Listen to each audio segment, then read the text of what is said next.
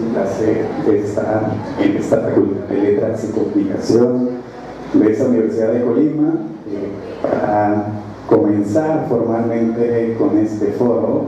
Les voy a presentar a la directora de esta facultad, la doctora Ada Aurora Sánchez Peña, y a la presidenta del Instituto Electoral del Estado de Colima, la licenciada María Elena.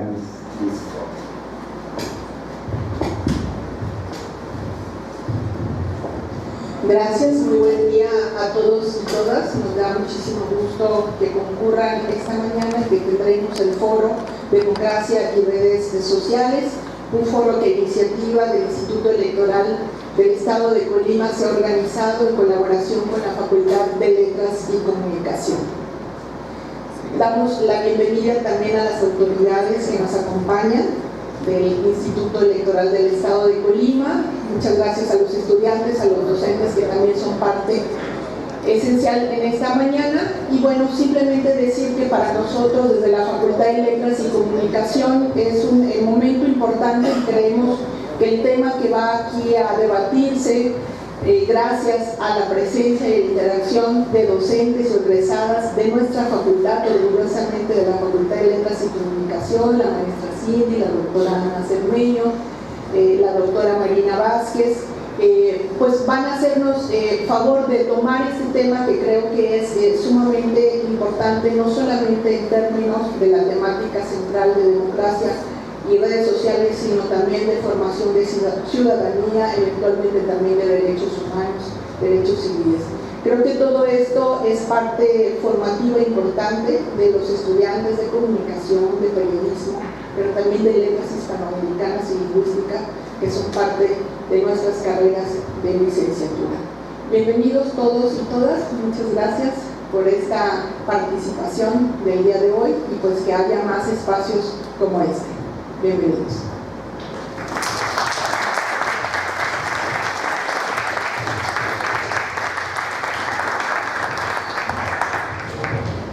Buenos días, tengan todas y todos ustedes, estudiantes de esta Facultad de Letras. Les doy la bienvenida a este evento. Quiero agradecer a la directora las facilidades y la oportunidad que nos da de podernos dirigir a ustedes con la finalidad pues de hacerles un llamado a que participen activamente en la vida pública de su colonia, de su escuela, desde luego, de la universidad, de su municipio, y pues despertar un poquito el interés de ustedes en los procesos electorales que se llevan a cabo en el municipio, en el estado y en el país. También quiero agradecerles a las ponentes por su disposición a apoyarnos. Comentaba con una de ellas que es muy importante que las herramientas que obtuvimos a virtud de la pandemia por la que pasamos durante casi tres años, pues no las desechemos como pues las redes sociales, sino que las sigamos utilizando, aun cuando ya no tengamos que estar en resguardo, pero las sigamos utilizando y vayamos avanzando.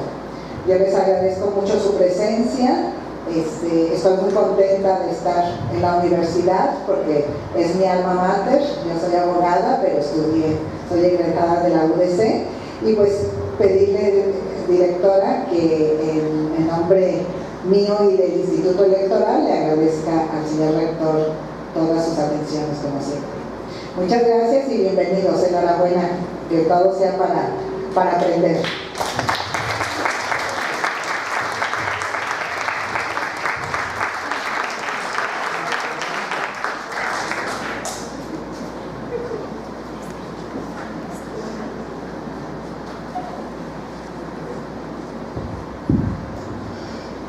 Bueno, ahora sí me presento, soy José Alfredo Gutiérrez Ramírez, coordinador de participación ciudadana del Instituto Electoral del Estado de Colima, y pues es para mí un honor y un privilegio poder compartir esta mesa con nuestras tres panelistas y nuestro panelista, y comentarles que me tocó estar en este auditorio durante 4 años cuando fui estudiante de la licenciatura de comunicación. Entonces, orgullosamente regresando a pues mi casa también, ¿no? Para dar inicio con este foro que se denomina Democracia y Redes Sociales, mismo nombre del libro en el cual está basado y en el cual lo veremos desde 4 perspectivas distintas, fue escrito por la investigadora, periodista y escritora española Marta Peirano, y básicamente nos relata una conferencia que da de manera virtual para el Instituto Electoral del Estado de Colima. La temática objetivo de este foro es proveer espacios de certeza, comunicación institucional y combate a la desinformación. Les voy a explicar brevemente la dinámica de este foro. Va a estar compuesto por 3 rondas. En la primera de ellas, como ya les comenté o les adelanté un poco, vamos a ver el libro desde 4 puntos de vista diferentes, y las otras 2 rondas van a partir o comenzar por 2 preguntas detonadoras para posteriormente dar un espacio de preguntas y respuestas, porque también es importante que podamos escuchar a nuestro auditorio y a partir de ello poder generar el debate y la discusión respecto al tema que nos ocupa. Les quisiera compartir algo. La democracia moderna se configura a partir de 2 valores fundamentales: la igualdad y la libertad. La democracia no tiene sentido, ni siquiera la pudiéramos imaginar sin las personas. Por ello, la participación ciudadana es fundamental para que esta noble creación humana cobre vida. Con todos sus defectos, son más valiosísimas sus virtudes. La democracia prioriza al individuo, su dignidad y sobre todo a sus derechos humanos. Y eso es precisamente lo que la diferencia de otras formas de organización social y política.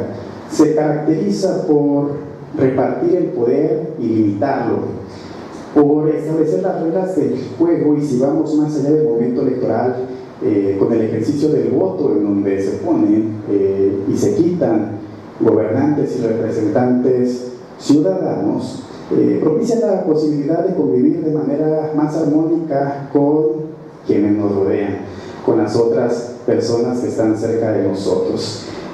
Con esto, siempre y cuando nos apropiemos de ella, la interioricemos, la practiquemos y la convirtamos en un estilo de vida, que esta es la definición que más me gusta de democracia. La democracia entendida como un estilo de vida. Con la llegada de Internet y las tecnologías como los teléfonos inteligentes y posteriormente el boom por las redes sociales, pudiera pensarse que vivimos en una sociedad más democrática, porque la igualdad y la libertad, pues con estas herramientas se ven más o se manifiestan de manera más exponencial. Atrás quedó un mismo mensaje, y mensaje que iba en un solo sentido, que venía desde los tradicionales medios de comunicación de masas. Por tanto, ahora con la llegada de las redes sociales y de acuerdo con Miguel Carbonell, las y los ciudadanos nos hemos mudado del espacio físico, es decir, la plaza, a un nuevo espacio virtual, en este caso las plataformas, las redes sociales, lo que supuso la llegada de nuevos retos para vivir y entender la democracia, donde estas plataformas no solamente nos ofrecen una configuración de la realidad como anteriormente se hacía, sino que nos dan la posibilidad de tener muchas nuevas realidades a la medida de cada uno de nosotros. ¿A quién no le ha pasado que de pronto estamos pensando en unos tenis, un iPhone, un vestido, algún producto de skincare, un autor, entre otras cosas. Y como arte de magia, cuando abrimos nuestro Facebook, pues aparece publicidad al respecto. Entonces, pues ¿qué les parece si, para que nos expliquen si es una cuestión de arte de magia o algún otro tipo de cuestión, pues les voy a ceder el uso del micrófono a nuestro panel. Y para ello me complace presentarles en primera instancia, y esto solamente va a atender a la forma en cómo se fueron integrando a este foro. En primera instancia, como les decía, les quiero presentar a Ana Isabel Cermeño Flores.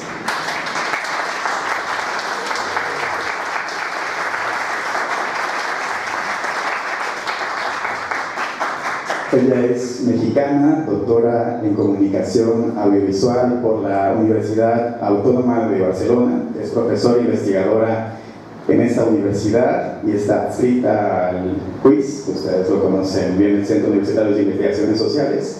Es también profesora de esta facultad, es integrante del Sistema Nacional de Investigadores, nivel 2 de CONACYT, realiza investigación básica y aplicada. Sus líneas de investigación son tecnologías de la información y comunicación para el desarrollo, comunicación y cambio social, intervención comunitaria y jóvenes. Es fundadora y coordinadora de Agorante, grupo de investigación en sociedad y tecnología, y de la red Caleidoscopio, grupo de investigación sobre cultura digital y desarrollo humano. Es miembro del Comité Interinstitucional de Inclusión y Participación Ciudadana, que atiende la estrategia, diseñar y ejecutar políticas de inclusión digital para los grupos o sectores más desfavorecidos o excluidos de la agenda digital en el estado de Colima.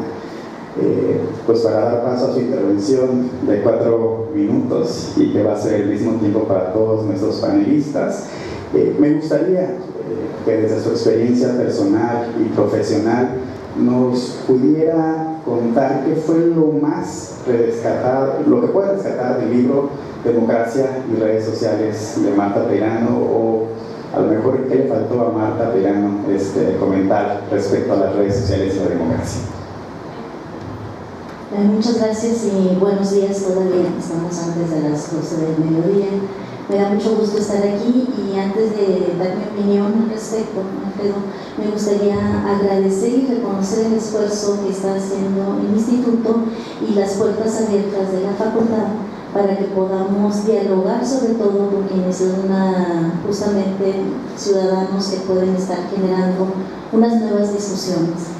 Digamos, en términos de tiempo y de generaciones, son relevos generacionales de élite, de los cuales estamos esperando como sociedad en general. Otra cosa ya es a nivel personal. Como sociedad esperamos fortalezas y que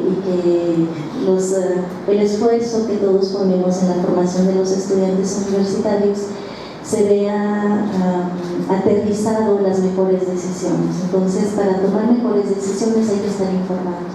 Y justamente con esto vinculo el por qué me parece muy relevante el libro que escribió, la conferencia que brindó, que luego se convierte en libro, de Marta Peirano. Y es porque justamente lo que hace esta escritora es identificar de manera muy clara, muy fácil, me parece que desmenuza adecuadamente y sin demasiado tecnicismo, sino de manera muy afable, los mecanismos a través de los cuales operan en general las redes sociales, los principios, digamos, que en general están subsumidos en estas nuevas formas de comunicarse, y que al descubrir estos mecanismos nos podemos poner, o sea, nos cuestiona como ciudadanos de entonces cómo nos construimos nuestros referentes de sentido y además entonces cómo decidimos en función de esos significados que se están generando a propósito de las redes sociales. En este caso, por ejemplo, habla sobre cómo la propia tecnología tiene prescripciones específicas para espiarnos. Tiene instalados una serie de chips, de sensores, digamos, para identificar no solamente nuestras huellas dactilares, nuestro iris, nuestra huella digital, en algunos casos hasta temperaturas y todo, y cada vez han ido incrementándose gracias a la evolución de las nuevas tecnologías estos sensores en los celulares, de los cuales desafortunadamente como compradores no identificamos y asumimos que nos sirven justamente para usar la tecnología de una mejor manera, de una manera más eficiente. Y sí es cierto, el problema es de qué hacen con esa información. Entonces, al comenzar a identificar todos estos procedimientos y dónde se esconden los elementos de espionaje, entonces tenemos que preguntarnos, bueno, ¿quién nos espía, no? ¿Y para qué nos espían? ¿Cómo lo hacen? ¿Cuáles son las repercusiones de que eso significa? ¿A qué base de datos se está alimentando mis datos personales? ¿No me pidieron permiso? Pues no, ¿verdad? Entonces, ni siquiera nos piden permiso. De hecho, últimamente hay una nueva práctica en las ventas de celulares, que si no das tus datos biométricos no te venden el celular. Eso va totalmente en contra de nuestros derechos como consumidores y de nuestros derechos humanos a la privacidad. Y sin embargo no podemos hacer acceso, casi quedamos como coercionados, porque no podemos acceder a la tecnología que creemos que podemos comprar. Por otro lado, por supuesto que están diseñadas con una inteligencia aterrizada en esa tecnología que resulta ser adictiva. Y entonces comienza a identificar también esta autora cómo a través de los procesos de lo que en España le llaman las tragaperras, que son unos juegos, las maquinitas aquí. Entonces esa generación de estímulo, respuesta, gusto, satisfacción que se da en el proceso genera en el cerebro dopamina, ¿no? Y entonces esa es la sustancia cerebral que está vinculada a los procesos adictivos. Y entonces estamos esperando, nos da una especie de vértigo, no estar conectados a nuestros celulares, ¿no? Y ese es justamente uno de los problemas, están diseñados para eso. Entonces necesitamos una mayor conciencia, como pueden ir viendo, de qué estamos usando y cómo lo estamos usando. Otro de los mecanismos que me pareció muy importante es que justamente a través de esos procedimientos, las redes sociales, a través del algoritmo que está, digamos, personalizado, que está optimizado, diseñado para esta solución de dopamina, esta sustancia de dopamina que se genera y que nos manipula a través de algo que me parece una metáfora muy bonita, pero muy peligrosa. Nos susurran al oído aquello que queremos escuchar. Y cuando dicen nos susurran al oído, es que cuando los estamos utilizando, justamente nos llegan aquellos mensajes con los que mejor coincidimos. Nos están llegando los mensajes que el algoritmo personalizado ha diseñado que no podemos escuchar mejor nosotros. Realiza también otra línea, que es el de que, pues, desafortunadamente no se les puede pedir mucha cuenta a estas tecnologías porque no son medios de comunicación. Hay legislaciones para los medios de comunicación, pero aún cuando, por ejemplo, en Europa podrían establecer una normativa mucho más certera, más adecuada, el problema es que al no ser medios de comunicación y al estar, digamos, cobijados por su propia naturaleza de empresa privada, no podemos acceder a esta información, no sabemos cómo se está utilizando esa información. Entonces, si se fijan, al final de cuentas, con las redes sociales, parece una especie de gobierno no estipulado, no legitimado, pero que está allí, que es de facto. Y eso es problemático porque entonces la manipulación puede hacerse de manera sutil, pero certera. Y algo que finalmente me gustaría rescatar del libro es de que, habiéndonos puesto parte de este panorama, lo que se rescata es la construcción de ciudadanía. Si no podemos aplicar política pública, si ellos al final de cuentas por su sistema de mercado se están nada más beneficiando, entonces hay una cancha donde solamente podemos jugar, o donde podemos jugar independientemente de que los gobiernos sigan apostando por mejorar sus políticas públicas. Y esa es el fortalecimiento de nuestras capacidades y nuestras libertades para ser mejores ciudadanos más conscientes. Ahí lo dejaré.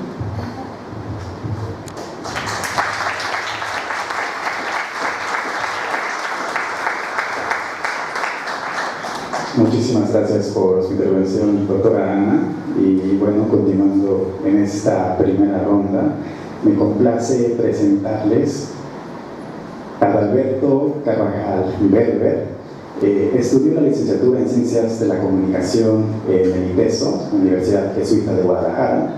Desde 1985 ha sido profesor en esta facultad, donde también fue coordinador académico de la licenciatura en Comunicación, subdirector editorial en la Dirección de Publicaciones y secretario técnico de la Coordinación General de Extensión Universitaria. Ha sido comentarista de radio y televisión en medios públicos y privados. Fue secretario de redacción del suplemento cultural Catarpacios, director del vespertino La Extra, subdirector editorial y posteriormente director del periódico Ecos de la Costa. Durante muchos años escribió la columna política Estación Sufragio y, por temporadas, ha publicado la columna Ojo de Mar, la cual está especializada en temas de periodismo, comunicación y cultura en el periódico El Comentario. Actualmente, Adalberto es director del portal carvajalberber.com, donde coordina proyectos de periodismo de opinión en formato de conversación en vivo o de columnas editoriales, tales como Campo 4 y más recientemente El Remate. Adalberto, lo mismo que le pedí a la doctora Ana, desde su perspectiva personal y por supuesto profesional, ¿qué nos puede comentar a nuestro auditorio sobre democracia y redes sociales?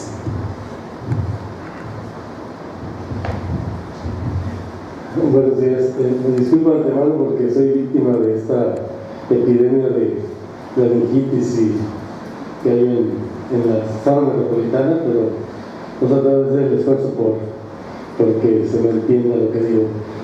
¿Qué me llamó la atención de lo expuesto por Marta Peinado en su conferencia? La lectura me motivó una primera reflexión: la posibilidad que las redes sociales ofrecen al usuario de dichas plataformas digitales, nada menos que susurrar al oído las cosas que quiere escuchar, en realidad tienen un proceso de desinformación. Sí, se entiende un poquito esto. ¿Qué pasa a ser un compañero de los ciencias? El sistema predictivo que funciona con algoritmos no está diseñado para que el internauta desarrolle un pensamiento crítico, sino para que refuerce sus sesgos cognitivos, nos dice la autora. Es decir, para que se aferre a las cosas en las que ya cree, profundice en los temores que ya tiene, refuerce los sentimientos de odio o simpatía que ya cultivó. ¿Y por qué esta lógica resulta antidemocrática? Cabe preguntarse. Por la sencilla razón de que si una elección es la respuesta a un dilema, se vota por uno entre varias propuestas ideológicas o fuerzas de gobierno o partidos políticos. Cuando una de esas opciones no aparece en el horizonte del elector, la competencia democrática es desigual. En el ejemplo que toma la autora, las elecciones presidenciales de Estados Unidos, los periódicos de referencia en esa nación desarrollaron una ética electoral en la que, sin dejar de reconocer editorialmente cuál es el proyecto político que suscriben, es decir, si para la siguiente elección irán con los demócratas o con los republicanos, esos periódicos se comprometen a ofrecer la información del otro partido sin menoscabo de sus argumentos y sin una interpretación distorsionada, al menos no intencionalmente. Con la radio y la televisión, ese compromiso de la prensa política se mantuvo formalmente en Estados Unidos hasta 1996, cuando surgió Fox News como un canal abiertamente conservador.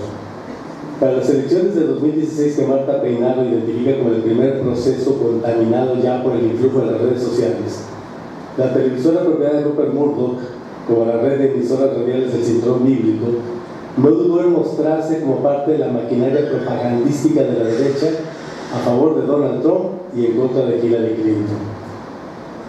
Como hace 25 años Giovanni Sartori, con su libro Homo Videns, los especialistas en los efectos de las redes sociales están hoy muy preocupados porque el uso de una tecnología inhiba en lugar de estimular el pensamiento racional. Y es que los hábitos relacionados con el consumo de contenidos en un ecosistema de medios caracterizado por su poder de intromisión, adicción y manipulación que no tuvieron nunca los medios de la galaxia Marconi, es decir, la radio y la televisión, refuerzan el aislamiento del internauta respecto a su entorno físico. Internet hizo posible la construcción de comunidades virtuales, como aquellos primeros grupos de Yahoo que reunían en una sala imaginaria a un grupo de personas físicamente distantes a conversar sobre temas en común. Las redes sociales ampliaron la posibilidad de crear estas hermandades de intereses y gustos pero con un añadido respecto a la navegación original que delimita las búsquedas para agilizar los hallazgos. Las redes predicen lo que el internauta anda buscando y se lo facilitan. Ya no buscamos las noticias, advierte Reinara.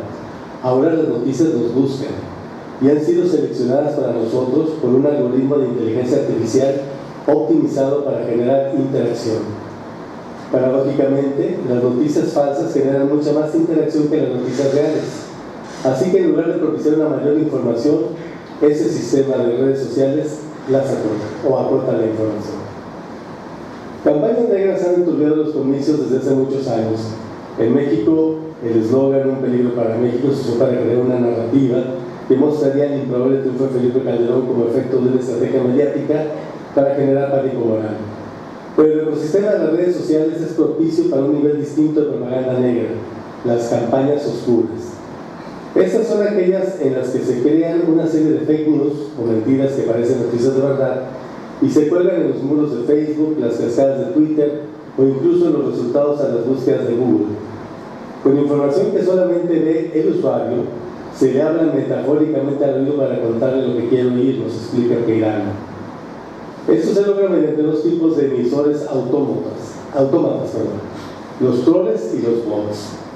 Un troll todavía es un humano que simula ser una o varias personas distintas y con falsos perfiles crea páginas de información con noticias inventadas para generar supuestas comunidades de activistas. Los bots son, como indica la Féresis, robots y su tarea es amplificar una falsa noticia, replicando las versiones e incluso mutándolas mediante inteligencia artificial para conformar una avalancha desinformativa. Internet ya no es mayoritariamente humana y esos programas informáticos creados para acceder de modo automático a páginas web suponen actualmente la mayoría del tráfico que se mueve por la red. Según estudios recientes, las transacciones automatizadas representan el 56% del total frente al 44% de transacciones que realizan personas de carne y hueso. Un intenso flujo de datos no garantiza, sin embargo, mayor ni mejor información. Los bots enrarecen la conversación pública al crear escenarios imaginarios o percepciones de la realidad que no son las que están pasando. Para un usuario de Twitter, pareciera que todos los perfiles que él sigue están pensando lo mismo que él y no encontrará una realidad distinta a menos que visite YouTube o Facebook, plataformas que igualmente harán el servicio de acercarle un solo contenido de su interés. En resumen, frente a una realidad recortada, las posibilidades que tiene el ciudadano de conocer las distintas ofertas electorales son limitadas y por eso es que Peirano acaba concluyendo que las redes sociales amenazan la democracia, aunque no necesariamente la anula.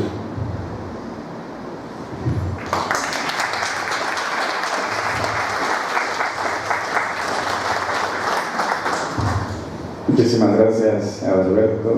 Ahora paso a presentarles a nuestra tercer panelista, Marina Vázquez Guerrero, mexicana, licenciada en periodismo por la Universidad de Colima y doctora en comunicación pública por la Universidad Pompeu Fabra en Barcelona, España. Es profesora investigadora de la Escuela de Mercadotecnia y directora general de radio en la Universidad de Colima.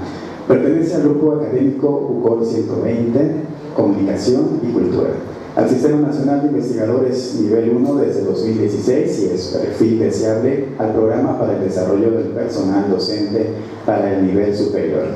Ha participado en proyectos financiados por PROMED y CONACYT y colabora en diferentes redes de trabajo como la Red Internacional de Radios Universitarias, la Red de Radios Universitarias de México, la Red Iberoamericana de Investigadores en Publicidad y la Red Calidoscopio de Investigación en Cultura Digital y Desarrollo Humano. Se desempeñó durante varios años como guionista y productora en Canal 11 de Colima y como periodista cultural en la prensa local en la Dirección de Información de la Universidad de Colima. Fue parte del equipo fundador XHUDC Universo 94.9, radio de la Universidad de Colima, donde ejerció como coordinadora de producción y subdirectora operativa. Junto con el colectivo La Chacamota, obtuvo varios premios internacionales en radio y video, como la Segunda Bienal Internacional de Radio, el Festival de Radio Apasionados y Televisionarios en Quito, Ecuador, y Festival Internacional de la radio en Santiago de Chile. En 2004 obtuvo el Premio Nacional de Periodismo Cultural Fernando Benítez, otorgado por la Feria Internacional del Libro de Guadalajara en la categoría de radio.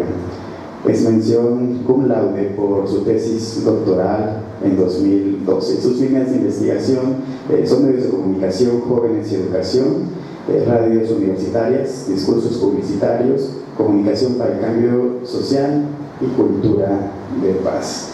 Antes de saber el uso de la voz, pues comentarles que estamos completamente en vivo, transmitiendo aprovechando las redes sociales a través de YouTube y de Facebook.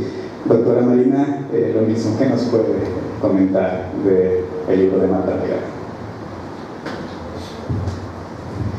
Pues muchas gracias por la invitación, es un gusto compartir aquí con la mesa y con los estudiantes que precisamente son quienes trabajan con ellas, con las redes sociales, y que también seguramente la viven, ¿no?, cotidianamente desde hace muchos años, ¿no? Es parte de su normalidad y de esto se trata el día de hoy, ¿no?, de cuestionar esa realidad en la que vivimos, que está provocando ciertas situaciones en nuestra vida comunitaria y social y que hay que reflexionar, ¿no? Pues por los comentarios de quienes me antecedieron, ya dimos un vistazo muy amplio a lo que fue la lectura, el texto de la conferencia de la especialista.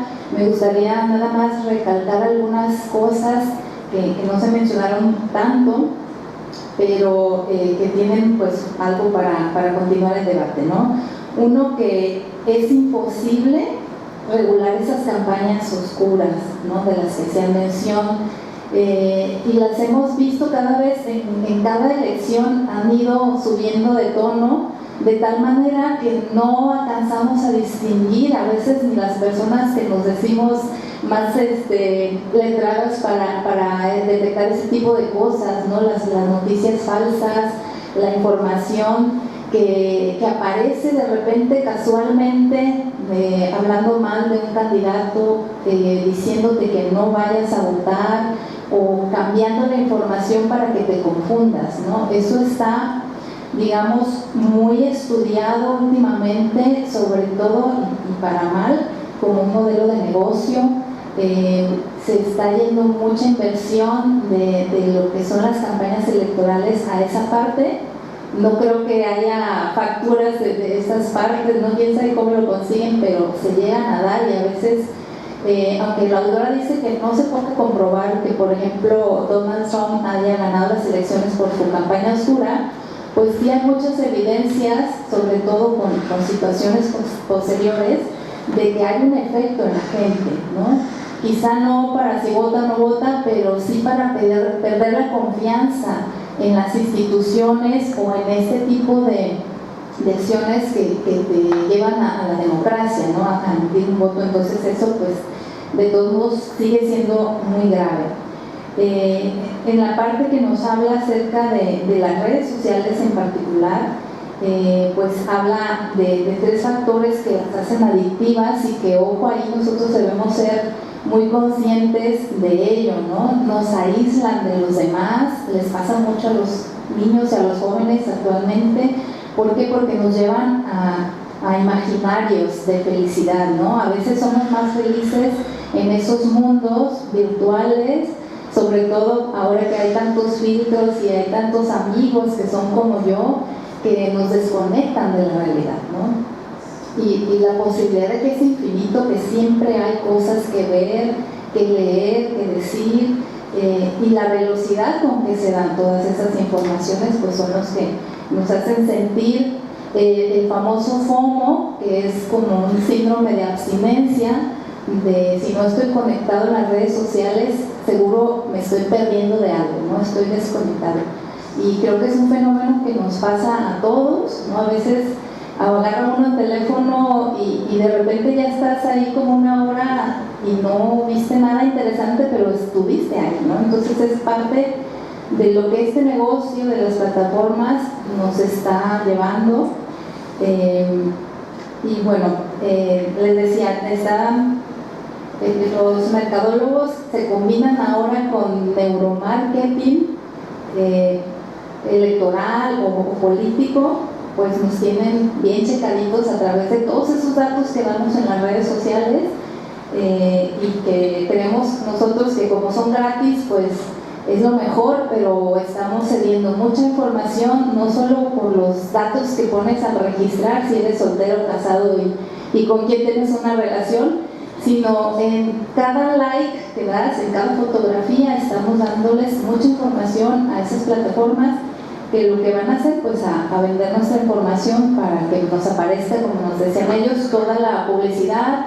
Y cuando son elecciones, pues todas las campañas de odio, ¿no? En Estados Unidos ha sido más fuerte y más registrado ese fenómeno, porque, bueno, cuando ganó Trump precisamente, apareció gente racista, o sea, resurgió el racismo, ¿no? Y nadie se lo podía creer, que cómo volvíamos a ser racistas, y creo que mucho del trabajo fue por ahí, ¿no? Por los comentarios, las cosas negativas que se fueron dando en esas redes, que las recibimos en la casa, en nuestro teléfono, ¿no? Entonces, bueno, la lectura marca este panorama, pero también nos dice que debemos retomar la parte comunitaria, ¿no? Estar más presentes en nuestra realidad y ejercer el pensamiento crítico. Y creo que eso es muy importante, que no debemos perder todas las personas. No somos seres que nos dicen algo y lo hacemos, ¿no? La aguja hipodérmica de la comunicación no debe funcionar así, porque somos personas pensantes, ¿no? Pero si nos engolosinamos con las imágenes, con las redes, podríamos estar teniendo unas conductas que pues no son las adecuadas para tener una mejor vida. Y bueno, hasta aquí dejo mi participación. Gracias.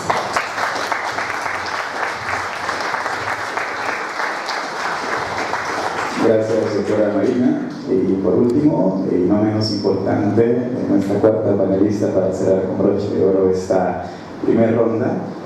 Les presento a Silvia Carolina Palomares Ortega. Es licenciada en Letras y Periodismo por esta Universidad de Colima, maestra en Comunicación de la Ciencia y la Cultura por el ITESO y egresada del doctorado en Ciencias Sociales por esta Casa de Estudios. Ha sido reportera cultural, conductora de televisión y radio, y desde el 2011 es parte del cuerpo docente de la Escuela de Mercadotecnia en las materias de campañas publicitarias, herramientas cuantitativas, proyecto de integración profesional, entre otras cosas. Su trabajo académico se ha destacado por la investigación de fenómenos publicitarios en redes sociales, la publicidad social y la violencia en la comunicación publicitaria. Desde 2021 es responsable del área de comunicación de la Dirección General de Innovación y Cultura Emprendedora. Igual, ¿qué nos puedes contar de este libro? Bueno, muy buenas tardes a todos. Pues justo creo que hemos tenido un panorama bien riquísimo de un libro bien accesible que sí recomiendo, justamente porque nos permite reflexionar sobre todo lo que damos a las redes y lo importante que somos para ellas. Y creo que esa es la primera reflexión. Y que además tienen oportunidad de ser protagonistas invisibles de un asunto de interés público tan importante como la democracia y las elecciones en el país más poderoso del mundo y en el nuestro, por supuesto. Si yo quiero acotar varias cosas. La primera es que de repente nos quedamos con la idea de que las redes sociales son un medio de comunicación, como ya hemos dicho, no, y por supuesto tampoco responde a las reglas que tienen los medios de comunicación públicos. Y esa es una de las cosas con las que nos quedamos con mucha frustración como usuarios, como de repente quienes queremos ejercer el pensamiento crítico de por qué no hacen esto. Bueno, porque es un negocio. Y los negocios y la publicidad y la mercadotecnia están pensando en vender. Y lamentablemente para quienes construimos discursos publicitarios, comunicacionales, pues esto tiene repercusiones importantísimas en la vida pública de nuestros países. Yo sí quiero pensar que evidentemente tienen, bueno, primero, claras estrategias mercantiles, y como usuarios solemos olvidar que somos el activo más importante de la red social y a la que le seguimos todos los días dando indicaciones de dónde estamos, cómo está nuestro corazón, nuestra presión arterial, etcétera, etcétera, etcétera. tiene una radiografía más importante que cualquier otro sistema operativo en el mundo.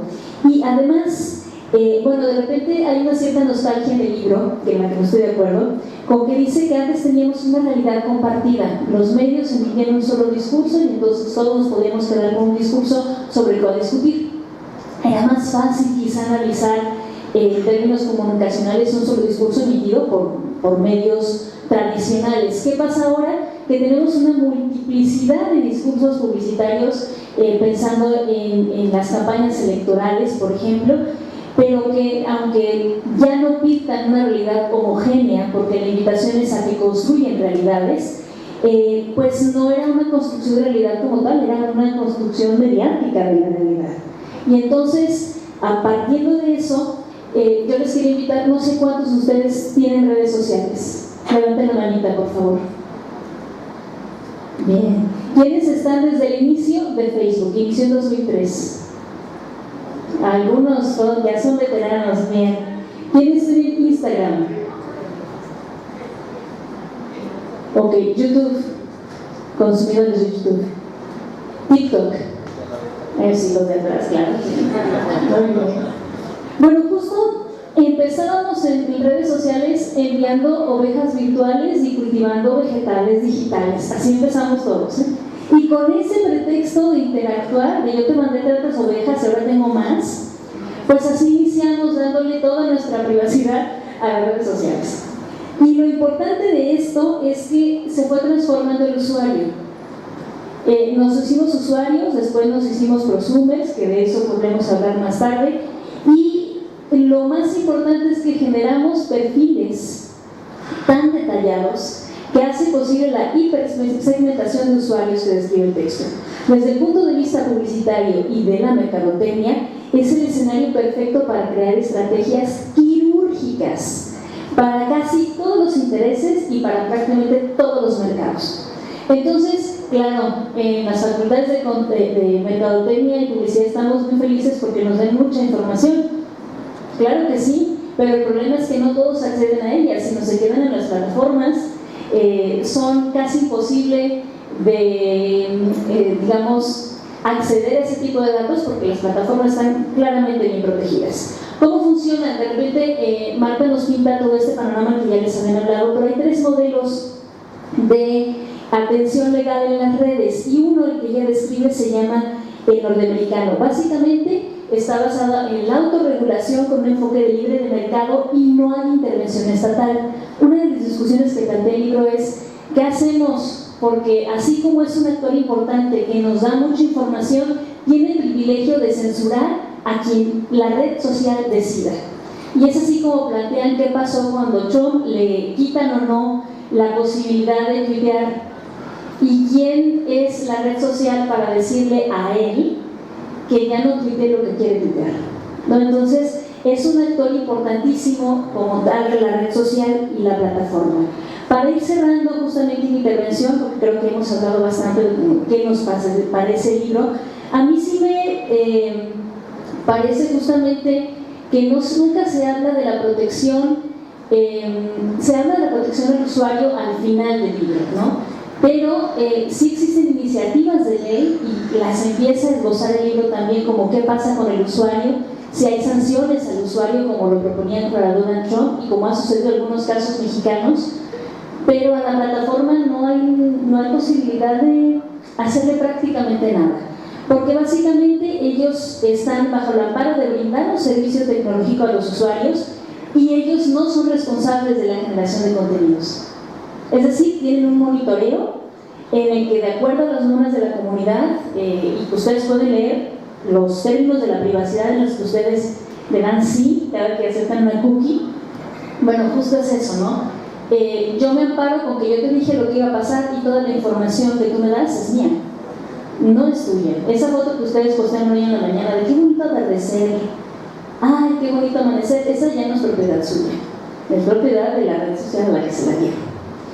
Bien, nada más por último, creo que sí tendríamos que considerar las redes como un actor poderoso en la construcción de opinión pública y en la vida democrática del país. Y como paréntesis, cuando se estaba publicando el libro, En mayo de 2022 entró en funciones una ley en Texas, que es la ley HB 20, que prohíbe a las plataformas justamente bloquear, restringir o eliminar el acceso igualitario a ciertos personajes, ¿no? Había que posibilitar que cualquier persona pudiera postear lo que ellos quisieran, y eso abre la puerta en la discusión en los Estados Unidos a decir, bueno, es que entonces yo con el discurso que yo quiera voy a decir lo que yo quiero, y entonces las consecuencias podrían ser bien cuestionables para la democracia en los Estados Unidos. Y una de las premisas que abre el libro es que, lo querramos o no, Estados Unidos es el modelo de muchísimas cosas que se replican en el mundo. Si estamos viendo esto en el vecino del norte, pues ¿qué podemos esperar para nuestros países? Muchas gracias.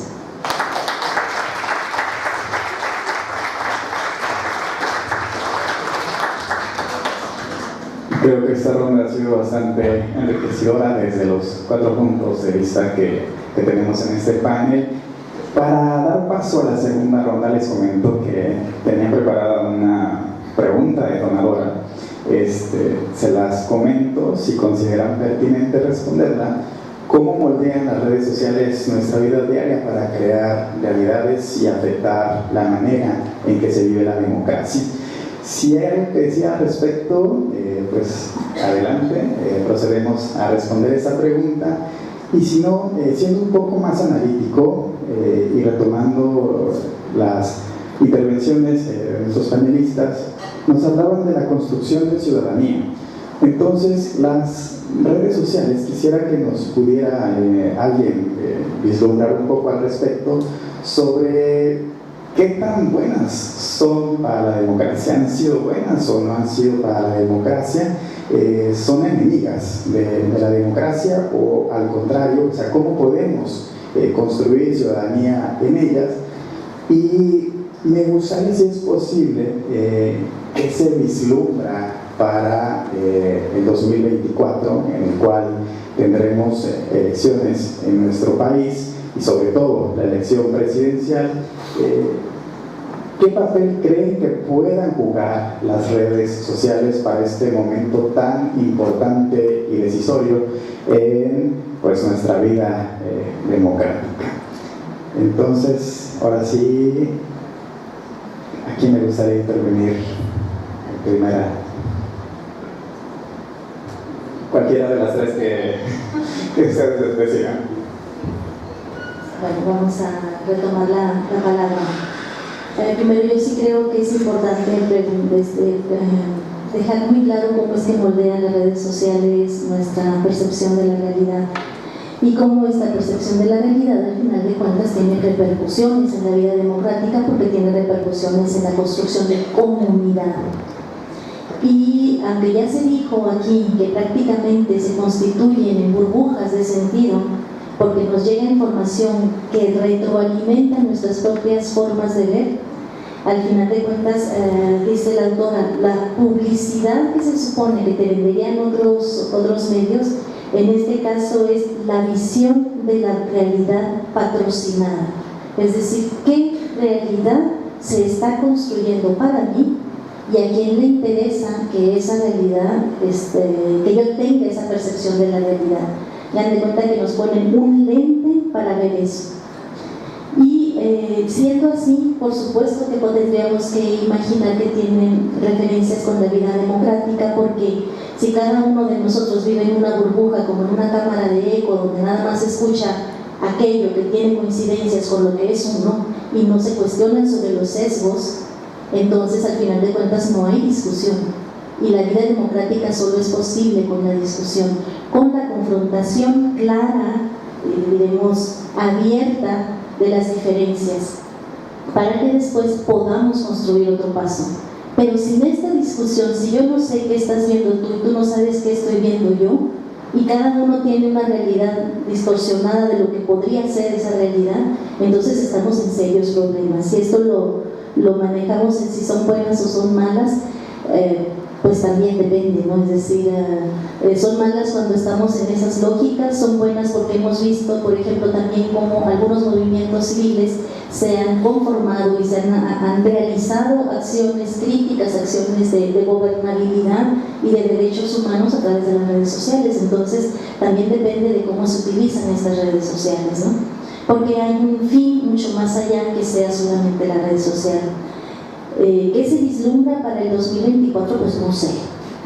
No tengo idea, pero sí podría pensar que hay desafortunadamente una visión dividida en México, hay polarización de estas visiones que parecen irreconciliables, donde nuestro nivel de discusión ha sido realmente paupérrimo, porque lo único que estamos escuchando de una y otra parte son descalificaciones, no construcción. Entonces eso es muy complicado para imaginar posibilidades. Me parece, yo ahí sí difiero en este caso con la propuesta de la autora, cuando dice que se cuestionen las instituciones, no deberían de hacerse porque generan, en este caso podría ser el INE o podría ser la presidencia o los jueces o la familia o la universidad o cualquier institución. Si estamos apelando a miradas críticas de los ciudadanos, todas las instituciones entran a cuestionamiento, todas, en todas las partes. ¿Por qué? Porque es obligado preguntarnos qué está pasando con los mecanismos a través de los cuales estamos ofreciendo estrategias de vida comunitaria. Entonces, si apostamos por una calidad de un cuestionamiento crítico, pues apostamos y se abre la puerta de Pandora, ¿no? Se abre a cualquier cuestionamiento. Pero ojalá estos cuestionamientos realmente fueran críticos y tuviéramos la capacidad de discusión con los demás, ¿no?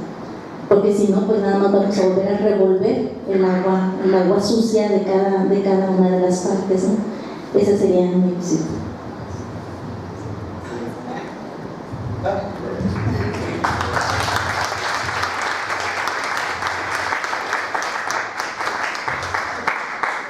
A ver si llego a completar una frase sin toser. Me da la impresión de que, bueno, no me da la impresión, por las fechas en que se dio la conferencia y que el recuento que había hecho la autora para venir a México, bueno, hablar a México sobre lo que eran los procesos democráticos desde España, ella estaba inmersa en el tema ¿cómo se llama? Cuando la gente se encerró en su casa por la pandemia,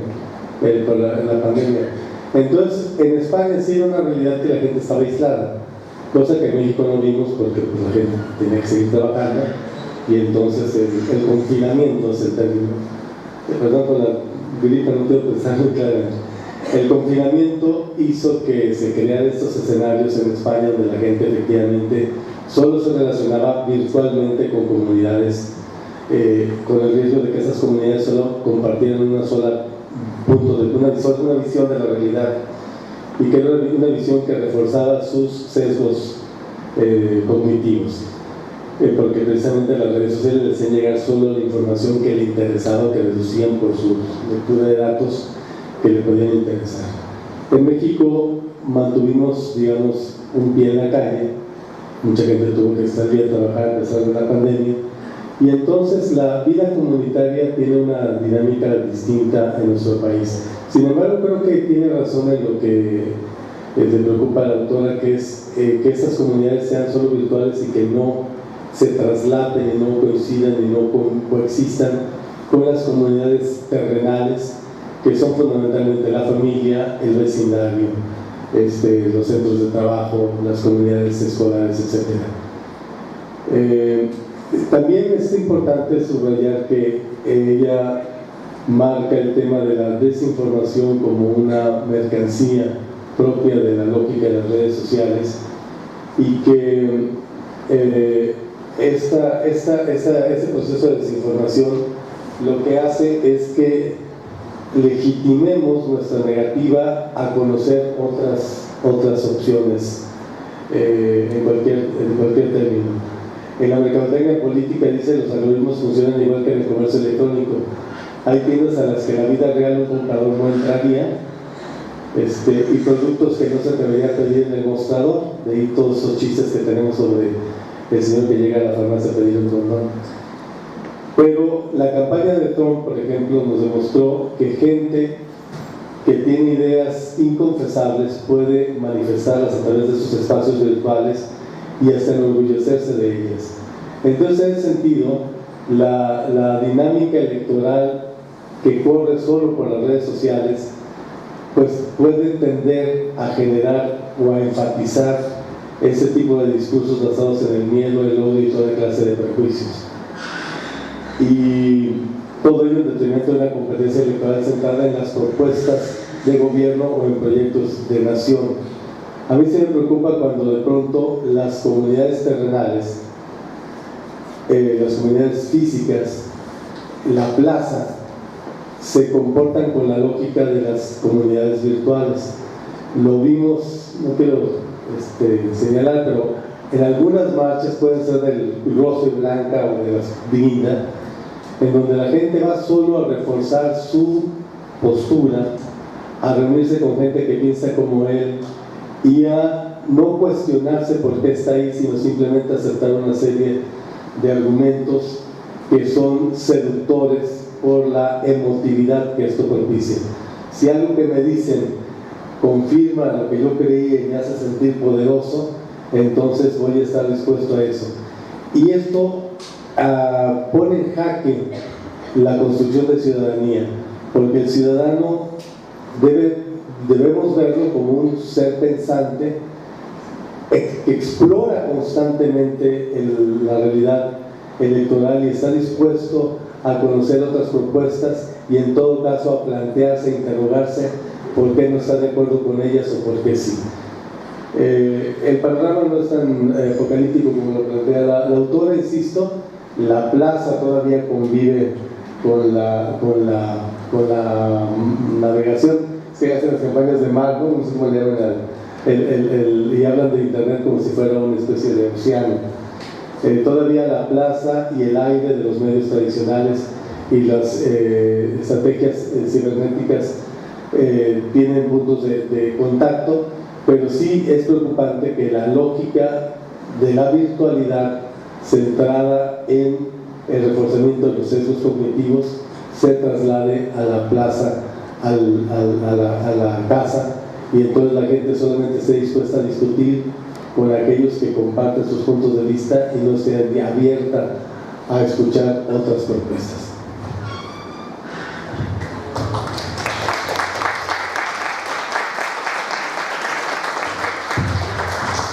Bueno, aprovechando que pasa por aquí el micrófono, voy a tomar la palabra.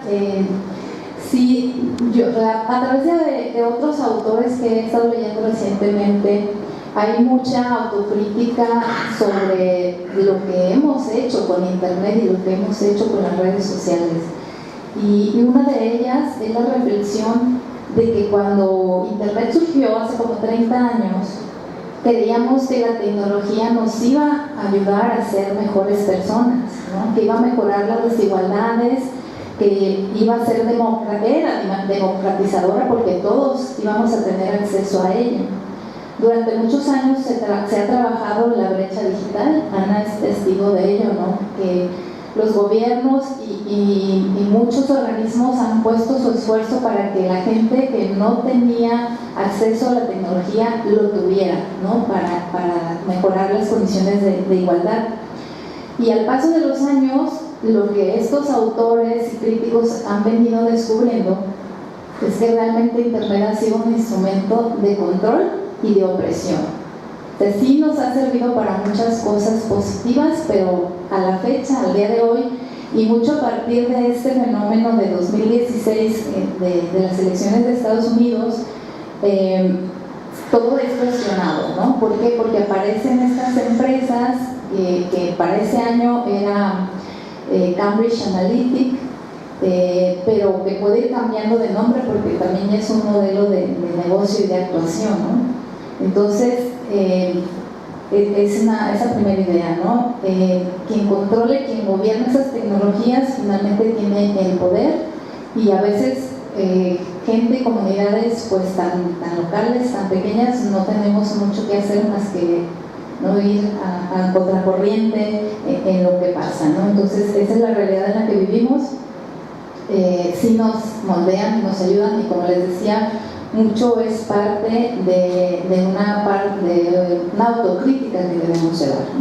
Y bueno, si quieren saber, chicos, algo más de este fenómeno de Google, de Cambridge Analytica, hay un documental, por cierto, en Netflix, que se llama Nada es privado y que documenta todo ese fenómeno de esta empresa de mercadotecnia que está actuando, ¿no? Y cómo también lo hizo en el Brexit, y también dicen que tuvo que ver con Bolsonaro en Brasil, ¿no? Entonces son empresas que cambian de nombre, que van haciendo ese servicio y que seguramente aparecerán por ahí, ¿no? Muchas con empleados que están explotados, ¿no? Son técnicos en la India, aquí en el libro vienen de Macedonia, de Rusia, ¿no? Hay gente joven, muy preparada en la tecnología, pero que está ayudando a ser parte de esta estrategia de control social que nos está pues limitando muchas cosas, ¿no? Que nos está llevando a pensar en que Internet no siempre ha sido lo mejor que nos ha sucedido a la humanidad, ¿no? Y bueno, como la parte de construir ciudadanía en las redes, pues sí hay también grandes ejemplos documentados, sobre todo en aquellos países y ciudades donde hay mucho control, ¿no? Ha sido a través de las redes sociales que los movimientos sociales ciudadanos han podido tener un respiro, tener logros, hacer que mujeres, por ejemplo, tengan derechos. Sí, esa parte ha sido positiva, pero creo que, por ejemplo, en nuestro país no ha sido tan grande, tan importante como debería ser, y creo que mucho tiene que ver pues con que no todos tenemos acceso a Internet en el país. Todavía el 75% aproximadamente de las personas que vivimos en México no tienen acceso a Internet por sus condiciones económicas. Son más de 40 millones de personas, ¿no? Entonces mucho del juego político no se da precisamente en las redes sociales, no se da, ¿no? Las estrategias que ha habido en los últimos años en redes sociales son para los que andan en redes sociales, ¿no? Pero realmente mucho del trabajo sigue siendo con la comunidad, con la sociedad, ¿no? Y eso creo que no debemos perder de vista, ¿no? Estamos en la modernidad, pero no tanto como se supone que a estas alturas de la modernidad estemos, ¿no? No tenemos cobertura 100% Internet, no todos compran paquetes para estar conectados, y si lo hacen, pues es por el entretenimiento, donde ahí sí se cuelan muchas de estas noticias falsas, ¿no? Pero en general creo que como ciudadanía pues tenemos mucho que pensar y discutir al interior de nuestras comunidades. Gracias.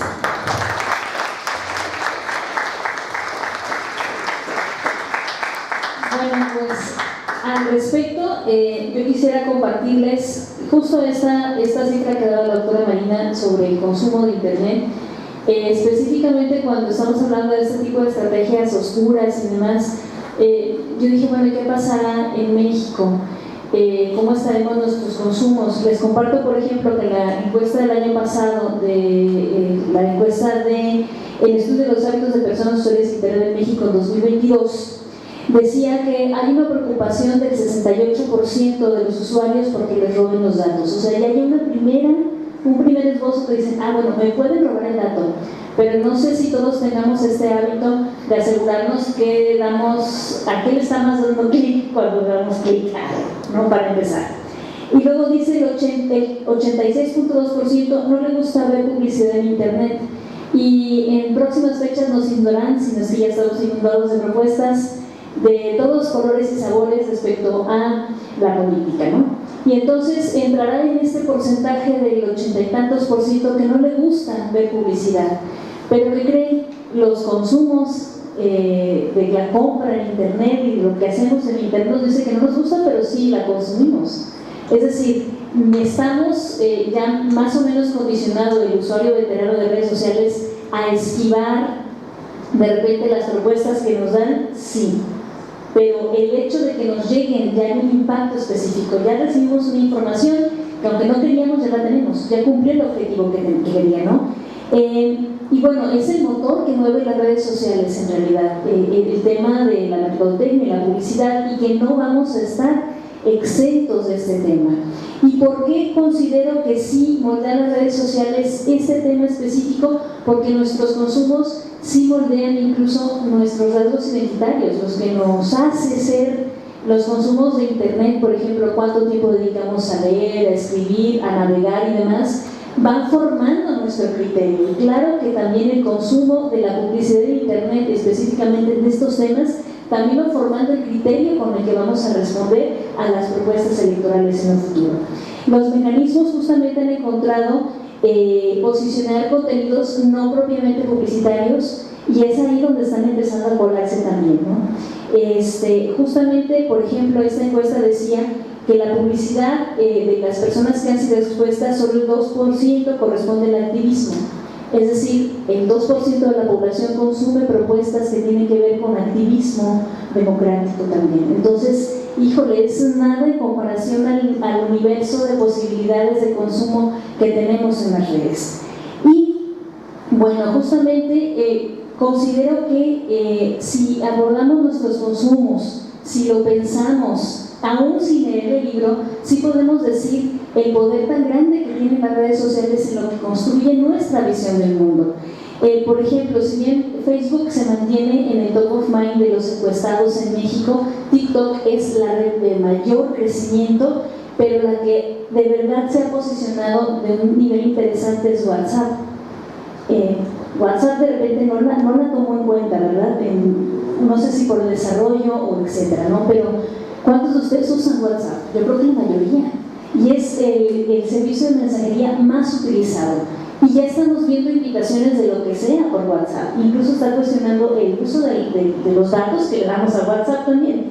Entonces, sí tiene que ver esta construcción de realidad de las redes sociales, claro, porque es el mecanismo que utilizamos para trabajar algunos, para comunicarnos con los que están lejos y pues para dar nuestra opinión de lo que pensamos y creemos. Entonces, por supuesto que tienen que ver. Y bueno, finalmente quería acotar, hay un tipo de usuario, el influencer, la celebridad, que ahora está tan de moda en Colima que llegaron influencers, ¿verdad?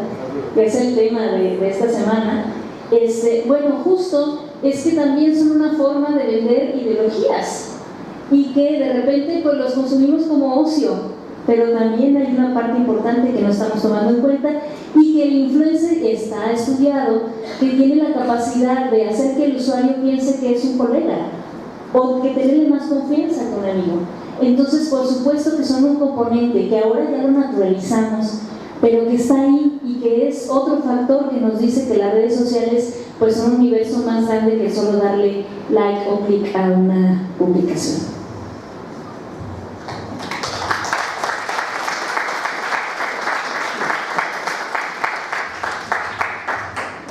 Voy a proceder a cambiar un poco la dinámica. Vamos a dejar la tercera ronda hasta el final porque me gustaría escucharles a nuestro auditorio, si tienen alguna pregunta, algún comentario, alguna duda respecto a lo que han expresado aquí nuestros panelistas.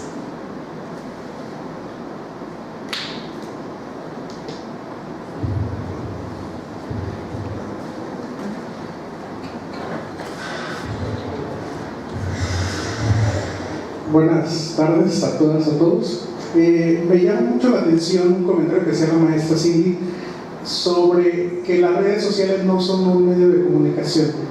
Si nos pudieran ahondar un poco más en el tema, ¿a qué se refiere? Porque realmente los medios tradicionales también tienen una agenda, también cubren un interés empresarial. Entonces, las redes sociales igual cumplen con esos dos detalles, con esos detalles. Entonces, ¿cuál sería el por qué no podemos considerar las redes sociales como un medio de comunicación?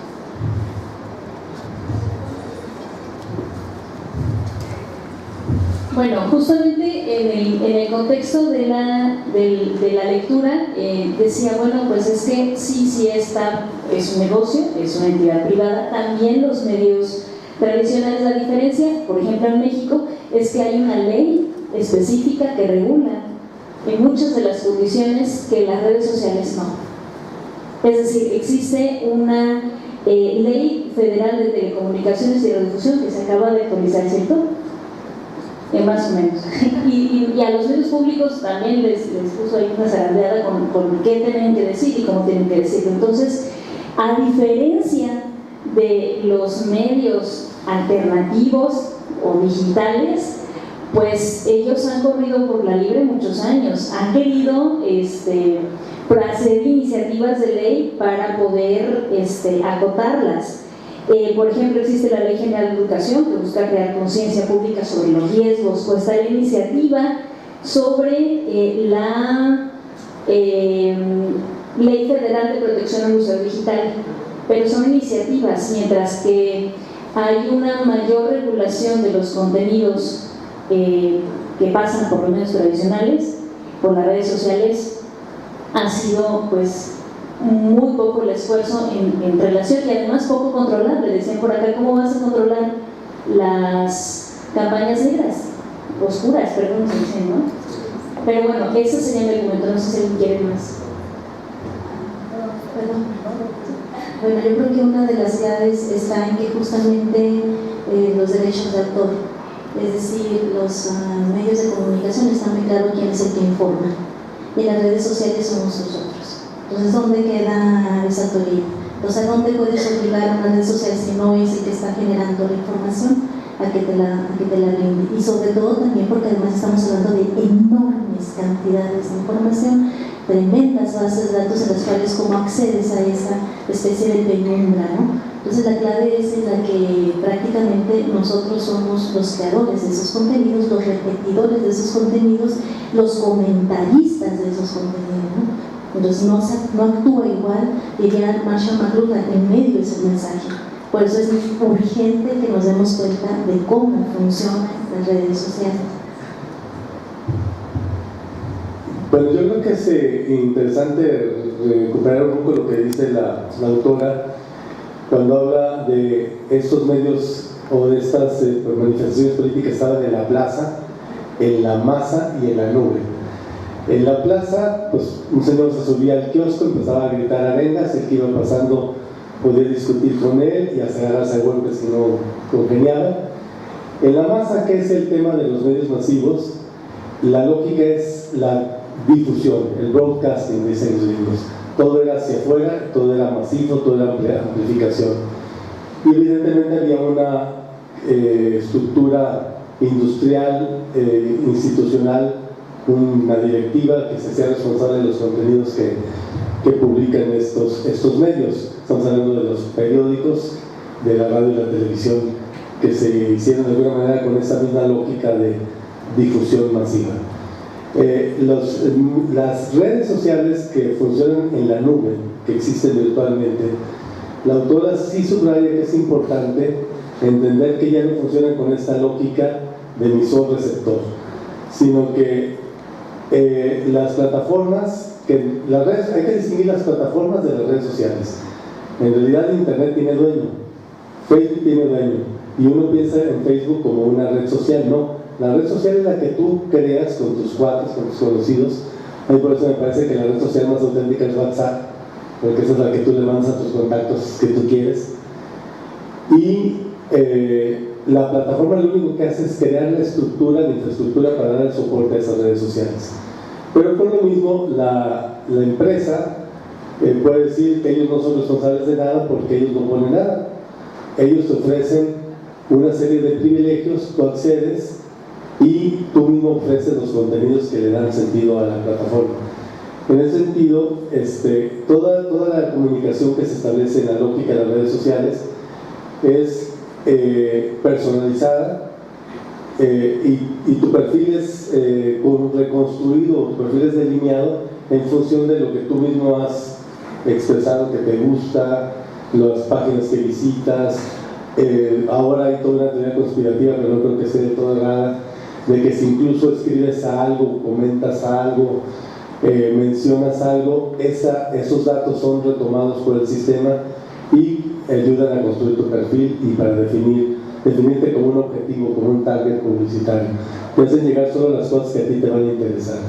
Entonces, creo que por eso decimos que ya no son un medio tradicional de comunicación, pero tiene una lógica completamente distinta, y entonces Pues aquí lo importante es entender cómo funcionan esas redes. Si entiendes que las redes no son tuyas, que son de el dueño de Facebook, el dueño de Twitter y el dueño de... Ahora se vio la polémica cuando compraron Twitter, ¿no? Porque entonces uno tiene que resignarse a que tampoco tienes derechos sobre esas redes, que no hay una legislación que te proteja, porque uno como mexicano no hay una legislación que te proteja cuando es una empresa que tiene su matriz en San Francisco, y que eventualmente si el gobierno de Estados Unidos quisiera someterlos dirían: ah, sí, pero nuestros servidores están en Bielorrusia, y entonces allá vayan a reclamar. Entonces esta globalización que se genera en el espacio virtual, en la nube, nos da unas nuevas condiciones de relación con los medios, con estas plataformas, que ya no es la misma que teníamos con los periódicos o con las estaciones de radio o de televisión, que si bien dificultaban la retroalimentación, no nos permitían responder fácilmente, pero de alguna manera había un responsable, había un marco jurídico nacional, es decir, había una ley mexicana de radio y televisión, una ley mexicana de imprenta, etc. Pero ahora, con esta nueva realidad virtual, pues no existe en los estados nacionales, no existen las legislaciones, y ahí sí tenemos que jugar un poco a la astucia, de tal manera que podamos usar las redes sociales en nuestro beneficio, a sabiendas de que nos están manipulando o que nos están incentivando ciertas actitudes emocionales, que están jugando con nuestras emociones para hacer dinero, porque finalmente con nuestros corajes ganan, ¿no? O sea, si tú te enojas o te entusiasmas por un contenido que circula en internet, la persona que colocó ese contenido gana dinero. Entonces simplemente es aprender que es una nueva lógica, que es una dinámica completamente distinta, y debemos entender entonces cómo construimos ciudadanía y participación política a partir de esas lógicas.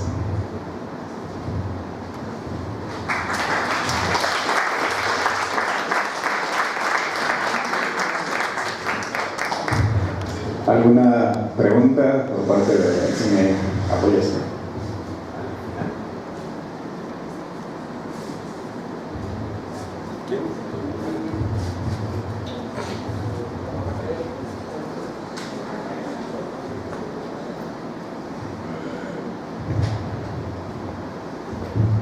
Bueno, ya nada más no son preguntas, son comentarios a lo que han hablado durante este ratito.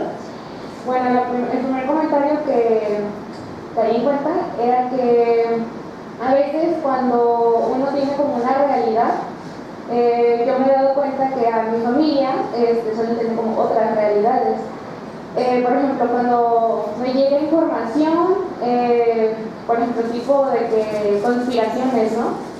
Y uno piensa así como de que, pues quizás es real, o sea, como que te hace dudar con lo que tú ya traes, o sea, con lo que a lo mejor en la escuela te lo fueron enseñando o así.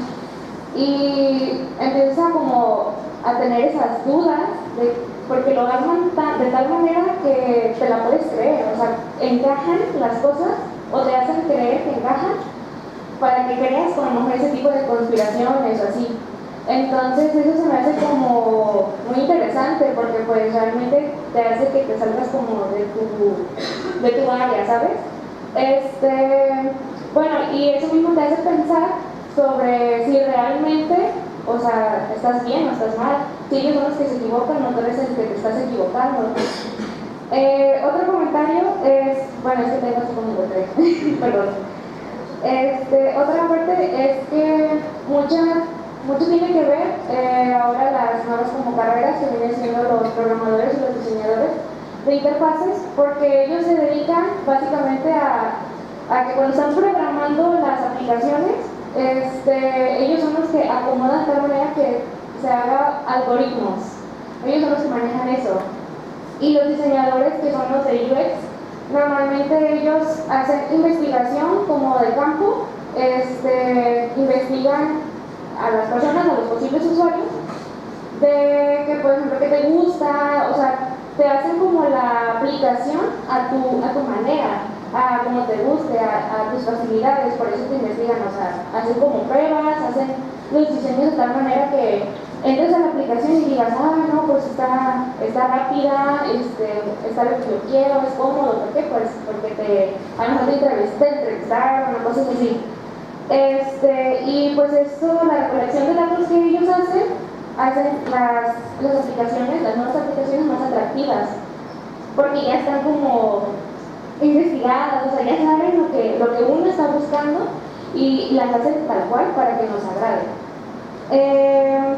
Otra cosa era que actualmente yo ya me había dado cuenta que ya las aplicaciones cuando las instalas ya te pide permiso para entrar a tus datos del celular. Por ejemplo, yo acabo de cambiar el celular y empecé a instalar todas las aplicaciones que tenía en el otro celular, y en algunas le dije que sí, que permití que guardara mi contraseña, que mi correo, que esto y aquello, y en algunas otras le dije que no, pues bueno, yo lo puedo estar poniendo y no necesito como guardarlo, y me di cuenta que realmente sí es como más incómodo, porque ellos te hacen que hagas un proceso de que vuelves a poner tu correo, vuelves a poner tu contraseña, y entonces se te hace tedioso, porque a lo mejor es una aplicación que usas muy seguido, pero no quieres guardar tus datos.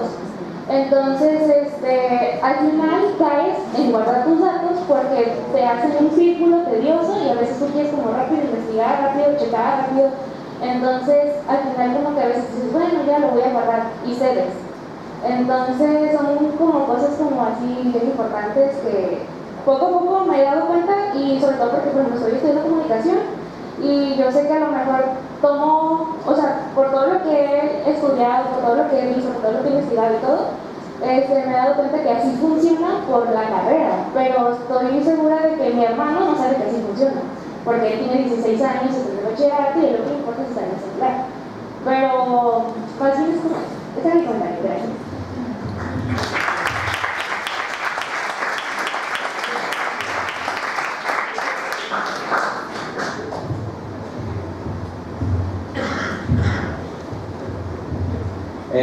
Pues yo quería comentar, recuerdo que habían mencionado algo sobre los influencers y me acordó algo que sucedió con cierto partido de color verde, no diré el nombre, pero un partido, ¿no?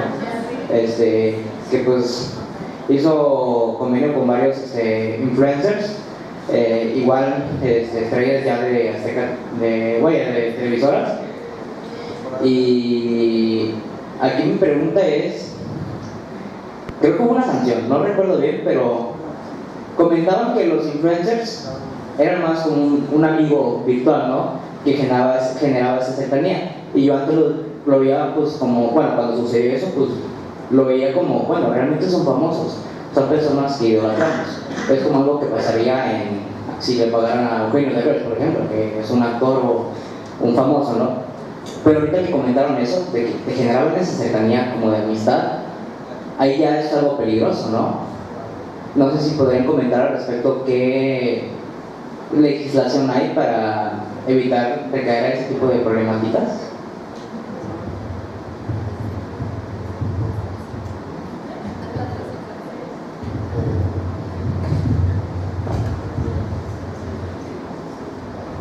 Perdón, ¿no había una manita más parada?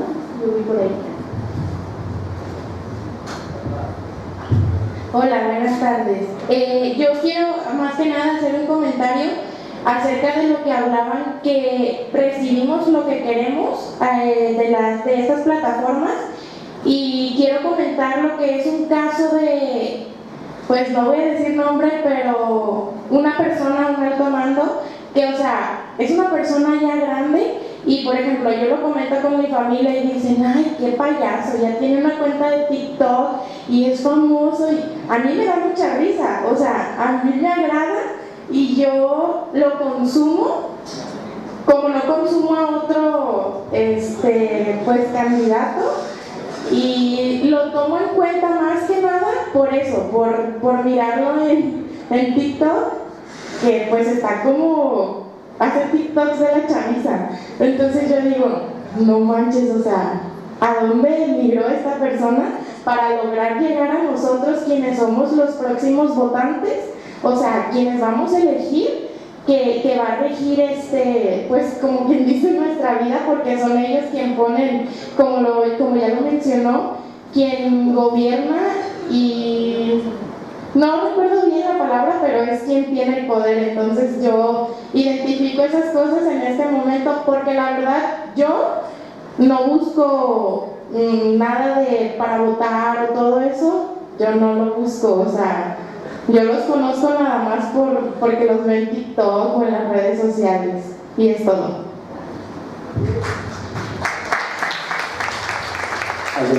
Aprovechando una vez el micrófono y al final que se respondan todas las preguntas. Tengo una pregunta y es algo más como personal y es sobre si creen o consideran que en algún tiempo determinado pueden existir leyes que ayuden a regular el contenido que difundimos en redes sociales, porque por ahora al menos tenemos la ley Olimpia que nos ayuda un poco, pero creo que podría expandirse más. Y si eso sucede, si el gobierno entra para regular la información en redes sociales, ¿podría ahora sí considerarse un medio de comunicación? O sea, si eso es parte del problema que lo hace no ser un medio, entonces al tener ya estas regulaciones podría serlo.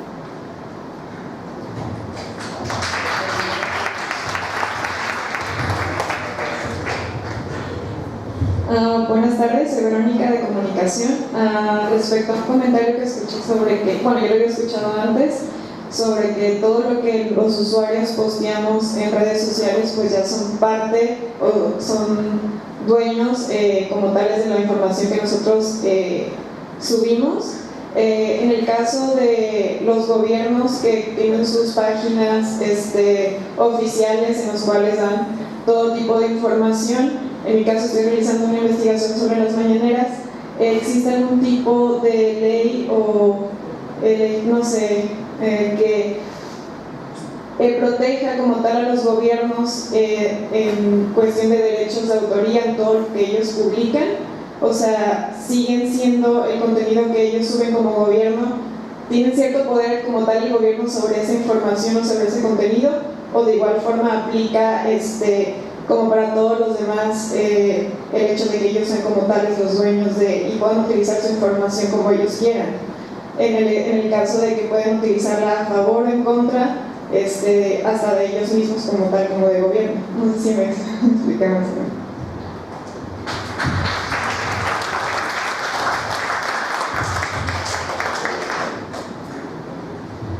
Y una pregunta más para darle uso de la voz a los panelistas.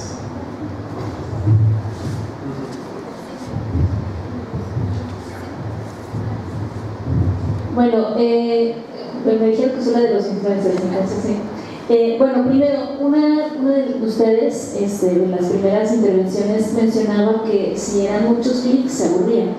Hay un término de mercadotecnia que se llama Consumer Journey, está súper estudiado. Después de 4 clics, perdimos al usuario.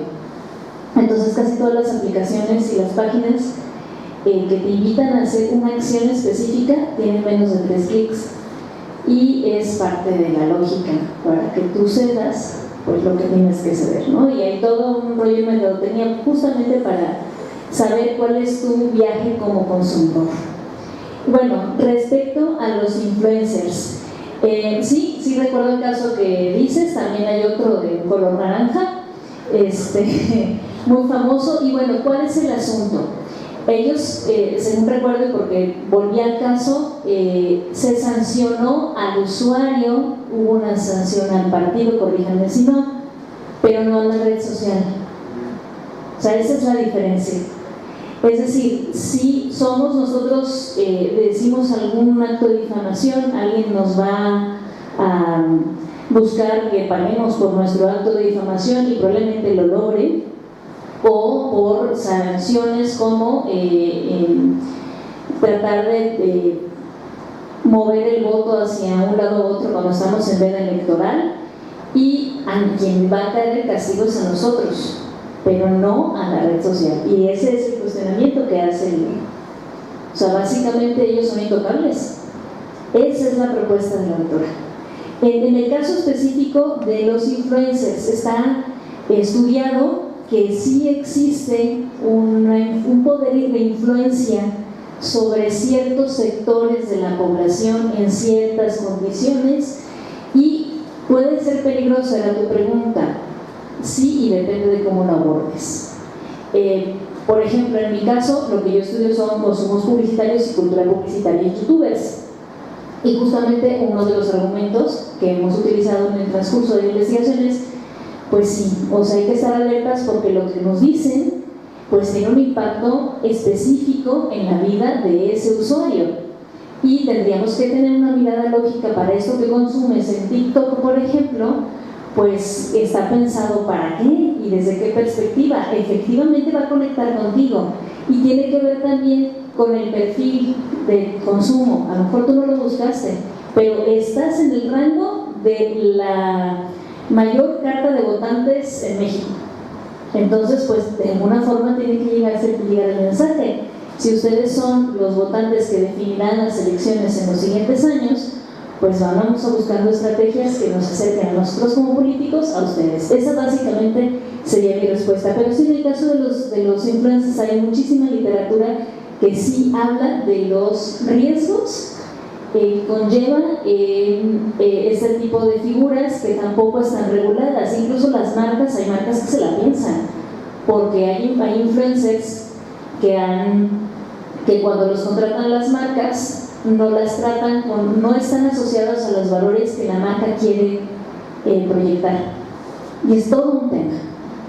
Muchas gracias.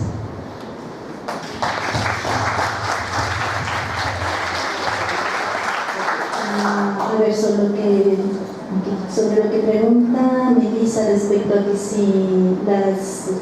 si se llegan a generar legislaciones para las redes sociales, ¿los convertirían en medios? No necesariamente, son de naturaleza diferente. Es decir, la legislación es necesaria, pero eso no significa que la radio sea televisión, que la televisión sea radio social, son diferentes medios. Necesitamos legislaciones específicas para cada una de estas tecnologías, ¿no? Y de cómo nos relacionamos con ella. Aprovecharía para comentarle a Carla también respecto a que si nos informamos o no nos informamos y cómo nos informamos. Pues ahí está un gran peligro, ¿no? Debemos informarnos y no solamente que nos llegue la información que normalmente nos está llegando ya por el perfil. Ese es un compromiso ciudadano cuando queremos votar, ¿no? Es decir, tenemos que tomárnoslo muy en serio al final de cuentas, porque si solamente recibes en TikTok los mensajes o los contenidos de este político que te apela ¿a qué? A la risa, al chiste, a la simpleza o a lo emotivo, pues uno debería estarse preguntando cómo debería apelarme. Si hay propuestas, ¿qué tipo de propuestas hay? Hay un político, al final de cuentas deberíamos estarnos preguntando por la esencia de estos actores políticos o de estos actores que están circulando por ahí. Si se trata de política, necesitamos, o de gobernabilidad, necesitamos tener criterios también para poder elegir las formas, ¿no? Y sí es importante, sí necesitamos estar bien informados, poder cotejar diferentes informaciones, y eso no nace de la noche a la mañana. La construcción de un ciudadano no nace de la noche a la mañana, ¿no?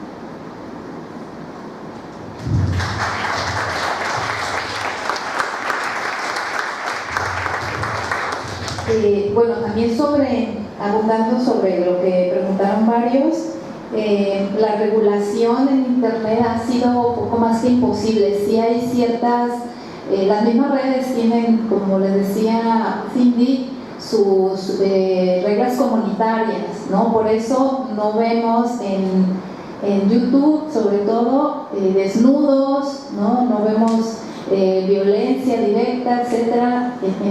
Todas las redes tienen eso, pero se van, digamos que a la violencia directa, lo que más tienen regulado.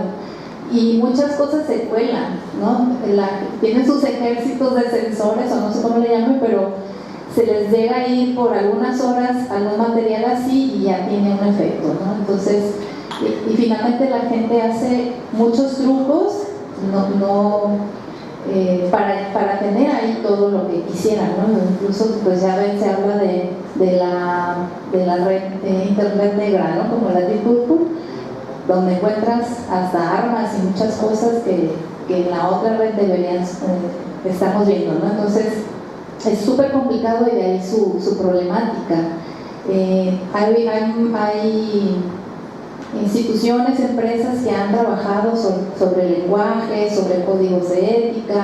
Hay muchos intentos y todos abonan los checadores de noticias falsas que también se mencionan ahí. O sea, es una estrategia muy buena que sobre todo a los periodistas les ayuda. Cuando surge una noticia falsa, estas asociaciones las detectan y confirman, ¿no?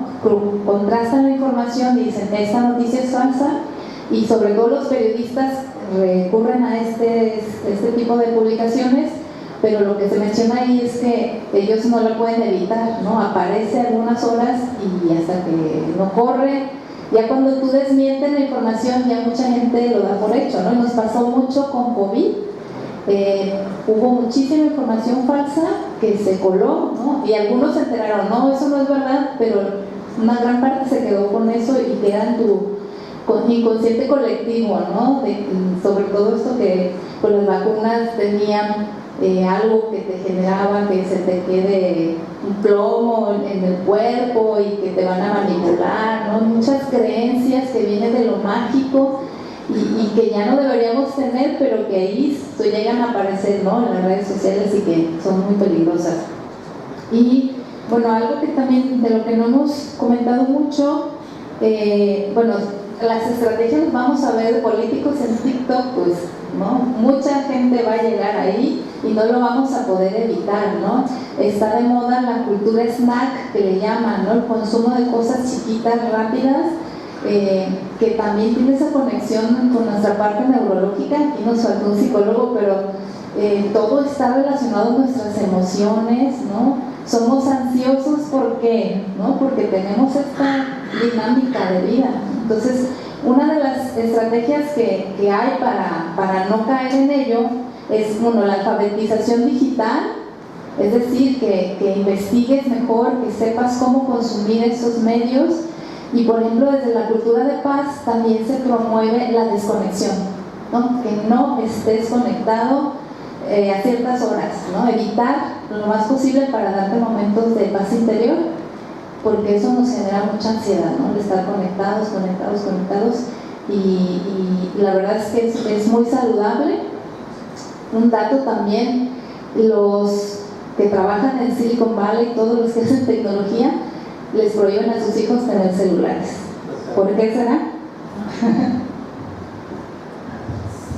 Bueno, con respecto a lo de los influencers del partido ecologista fue una cosa más chistosa y anecdótica y obviamente generó sanciones, pero que fue un problema político real, porque lo que se les presionó es que ellos presentaran a supuestos ciudadanos, supuestos usuarios auténticos de las redes, que decían la víspera de la elección, cuando ya por red electoral estaba prohibido hacer propaganda, dijeran que ellos confiaban y les coincidían y les gustaban las propuestas de ese partido. Y entonces los sancionaron por violar la ley electoral. Lo que yo siempre me pregunté es qué tan eficaz habrá sido la estrategia. Realmente los internautas, sobre todo los jóvenes a los que estaba dirigida esa propaganda política, realmente le creyeron a un influencer que normalmente recomienda ropa o bisutería o cosméticos. Le creyeron realmente sus preocupaciones ecologistas del cuarto para las 12 y realmente los convenció de ir al día siguiente a votar por ese partido. Yo creo que esa es la cuestión que nunca se resolvió. Claro, se les sancionó porque era una publicidad engañosa, estaban haciendo pasar a publicistas pagados como supuestos ciudadanos interesados. El gran problema de las redes, de regular las redes, dice Peinado, para retomar el tema, es que técnicamente es muy complicado. No solamente porque los corporativos están en otro país distinto en donde se cometen los delitos, sino porque no hay forma de que incidas en la infraestructura. Dice ella que después del 2016, cuando se dieron cuenta de que Cambridge Analytica había manipulado las redes, lo hicieron de una manera muy astuta, lanzaron una encuesta y las personas que lo respondieron automáticamente abrieron la puerta de sus redes, de sus listas de contactos, y toda la información de sus contactos fue a dar a Cambridge Analytica. Entonces, con no sé cuál número de personas que respondieron, se integraron perfiles, como 87 millones de perfiles. Fue una cosa descomunal, posible por la forma en que se diseñaba la tecnología. Pero entonces la respuesta de Facebook y de Twitter y eso fue comentarle a la sociedad civil, a los famosos fact-checkers, a grupos de fact-checking o ONGs que se dedican a eso, que hicieran la chamba. Pero la chamba era complicada porque solamente detectaban cuando algo ya se había publicado. No tenían forma de prever que un mensaje tramposo iba a entrar a las redes. Y entonces Facebook fundamentalmente siempre alegó que técnicamente, además de moralmente, es imposible censurar la información que corre por sus plataformas, hasta que se dieron cuenta de que ya no era negocio dejar hablar a Donald Trump, en el caso específico de Twitter, que ya no era chistoso que la gente viera cómo el presidente mentía con temas como el COVID o la nacionalidad de Obama o las teorías conspirativas de QAnon, sino que ya estaba poniendo en peligro la democracia estilo norteamericana, y entonces lo censuraron, lo silenciaron, lo amordazaron, creando un precedente que todavía no ha sido suficientemente bien estudiado. La posibilidad de que 3 señores, es decir, los responsables de Facebook, de Twitter y de Google, decidan quién puede hablar y quién puede no hablar en las redes sociales, y hasta cuándo los dejan hablar y a partir de qué momento los silencian. Esas decisiones no las tomó ni un gobierno autoritario, ni una ayatolá, ni una legislación estricta garantista de los derechos de los usuarios como pueden haber en Europa. No, las tomaron unos señores que decidieron que en ese momento dejaba de ser negocio y que se podía convertir en un costo económico para la empresa dejar que Donald Trump dijera tontería y media en las redes. Entonces creo que eso es lo que no podemos dejar de perder la perspectiva.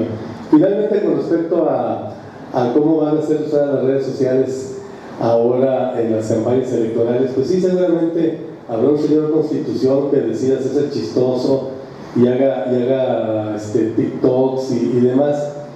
En primer lugar, tiene que competir con una muchacha que enseña las pompis y baila sensualmente en TikTok.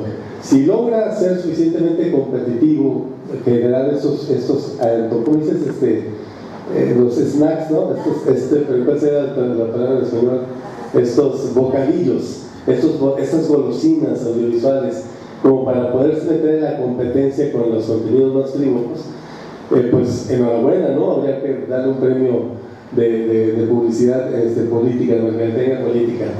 Pero yo creo que sí puede ser una opción para que potenciales electores que suelen consumir contenidos de otro tipo más frívolo, por decirlo de alguna manera, entren en contacto con algunas propuestas políticas y tengan la posibilidad de estudiarlas o de analizarlas. ¿Qué va a pasar? No lo sé. Probablemente ocurra como pasó con Twitter, que Twitter se anunció como un servicio telegráfico donde solamente había 140 caracteres, y luego todo el mundo se dio cuenta de que era imposible echar un rollo en 140 caracteres y que tenías que adjuntarle un archivo de texto que tenía 25 páginas. Entonces, el que quiere lee las 25 páginas, el que no, se queda solamente con el titular, con el copy. Se desarrolló toda una cultura de la información fragmentada, parcial, incluso de cierta desinformación generada precisamente por la imposibilidad de poner ideas complejas más allá de 140 caracteres. Pero ya es un primer paso. Igual TikTok, a un senador que quiere ser presidente de la República, pues aprenderá a bailar sensualmente o a contar chistes o lo que sea en los segundos que le da la aplicación, Si logra con eso ganar votos, enhorabuena. Si no, simplemente hará el ridículo.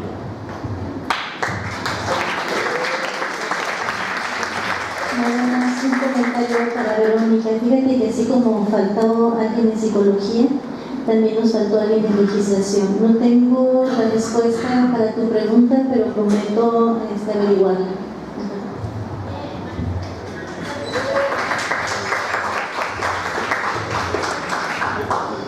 Bueno, pues el tema es demasiado amplio, nos faltaron algunas cosas, da para más, será en otro momento.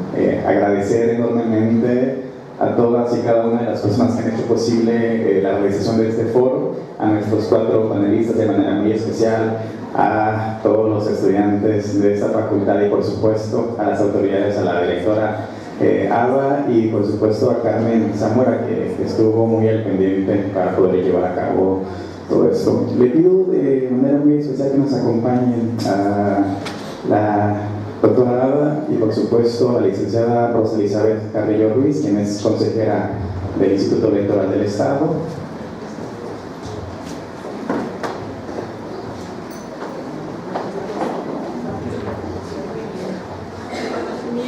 Para la maestra Cindy Carolina Palomares Ortega. Muchas gracias.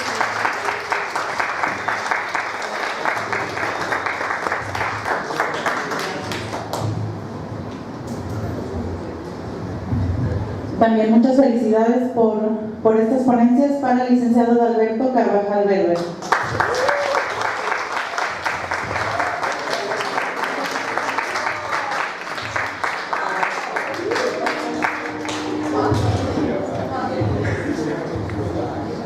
Para la doctora Marina Vázquez Guerrero, muchísimas gracias.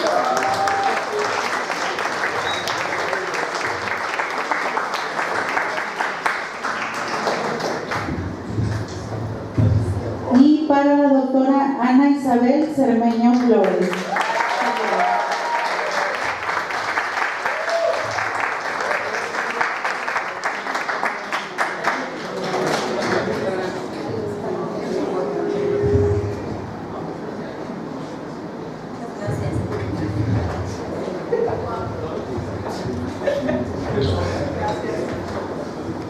Pues muchísimas gracias y por nuestra parte sería todo. Gracias.